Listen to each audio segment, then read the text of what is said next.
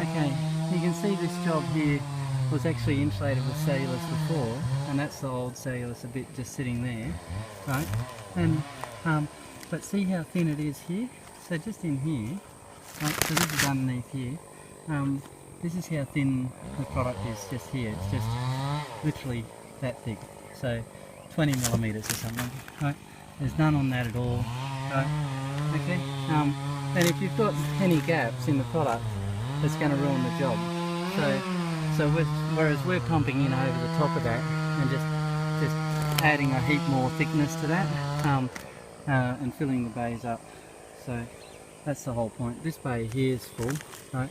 But that's what that one there should have looked like, right? So